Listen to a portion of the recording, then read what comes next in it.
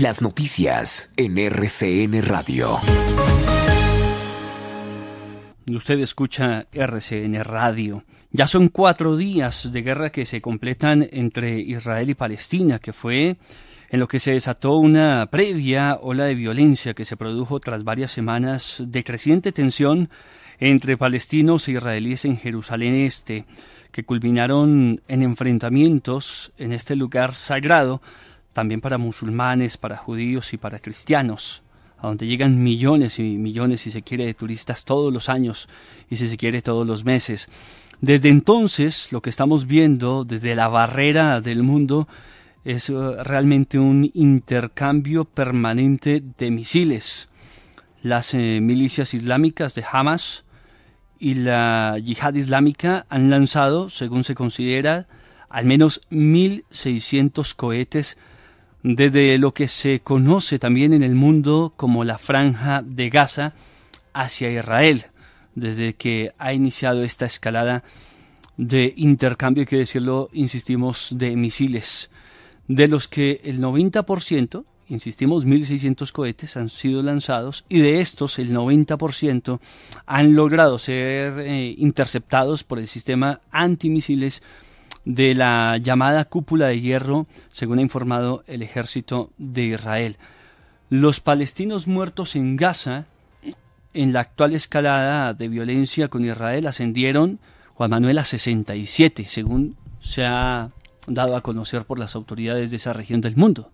Entre ellos varios menores de edad. Sí. Son cifras que no están del todo verificadas, porque varios organismos internacionales de derechos humanos han tratado de llegar hasta mediaciones de la Franja de Gaza para poder comprobar cuántas personas han sido afectadas por cuenta de esta escalada de violencia, tanto en Israel como en Gaza. Pero la situación, digamos, de víctimas ha estado más relacionada con las personas que viven en esta Franja de Gaza, la mayoría de ellos palestinos, por cuenta de muchos de estos cohetes que lanza el grupo Hamas, sí, pero que caen dentro de la Franja de Gaza, sí, y algunos de ellos que son repelidos por, o la mayoría, más del 90%, sí, son repelidos por este escudo antiaéreo que tiene la autoridad israelí. Según se está hablando, y las cifras que le están dando la vuelta al planeta son 67 personas fallecidas allí en Gaza. Entre esas personas hay 17 niños y 6 mujeres, según se ha conocido. Además, 388 civiles palestinos resultaron también heridos, entre ellos 115 menores, según también se ha confirmado por parte de las autoridades. ¿Usted sabe qué es un mamat? No. ¿No sabe qué es un mamat? No. ¿Sabe qué es un búnker? El búnker sí. Bueno, es una habitación de resguardo de seguridad. Generalmente en un sótano. Sí, ya se lo vamos a preguntar a la siguiente invitada. Ella es una colombiana que está precisamente en este instante en un mamat. Su mamat es una habitación de resguardo en su casa, allí en Israel. Gina Gómez, reiteramos, es colombiana, vive en Israel desde hace unos 8 años. Gina, ¿qué tal? Bienvenida, muchas gracias por atendernos. Gracias por el tiempo. Buenos días desde Israel. En Israel son las 11:24 de la mañana. Bueno, Gina, ¿cuál es la situación que se está viviendo? Ayúdenos a comprender un poco a los colombianos qué es lo que está pasando en Israel ya hace aproximadamente 4 días. Bueno, les puedo contar desde el lado que yo he vivido, y desde este 11 de mayo iniciaron a caer misiles en Jerusalén, que no es común porque también es un lugar sagrado para los musulmanes y no van a querer destruir una mezquita. Ese mismo día, en la noche, después de 8 o 9 de la noche, iniciamos a recibir misiles en todo el centro, incluso a ciudades que están en el norte del país. Yo vivo en una ciudad que está en el norte, en ciudades como Netanya, que no es regular recibir misiles. Las ciudades más afectadas por lo general son ciudades al sur. La Franja de Gaza está un poco al sur de Israel, y las ciudades del sur son las más afectadas en recibir esto. No es costumbre, llevo años viviendo acá y hace años no habíamos vivido que atacaran tanto ciudades centrales en Israel. Ya, muy bien. ¿Por qué se desata toda esta escalada de violencia, Gina? En realidad es algo muy complejo. Primero habían pequeños disturbios en Jerusalén. En realidad cada año en el mes de Ramadán, una minoría, no todos, hay unos vándalos de filigreses, y eso hay que ponerle atención, una minoría de chicos revoltosos que llevan armas y piedras a la mezquita del Domo de la Roca. Esa no es propiedad del gobierno israelí, no la supervisa, pero si llegan a haber armas, los soldados y la policía israelí va a supervisar. Entonces hubo enfrentamiento con soldados y con población civil, un poco como una parte también en la protesta de Colombia, que por una minoría se generaliza todo.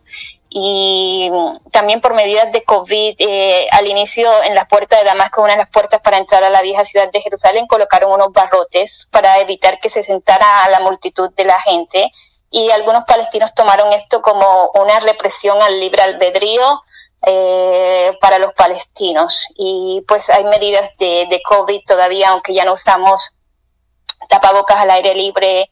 Estamos volviendo un poco a la normalidad con la pandemia, pero hay medidas de cuánto se puede reunir, cuánta gente se puede reunir, y habían miles de filigreses. Entonces algunos palestinos vieron esto como nos están bloqueando, y desde ahí fueron disturbios disturbios en Jerusalén que no se veían desde el año 2017, y jamás vio esto como grupo terrorista, como hay que apoyar a los palestinos de Jerusalén y inició a enviar misiles, y esto ha escalado solo de una noche. Ese mismo día escaló y todo está tensionado, es ambiente de miedo en Israel.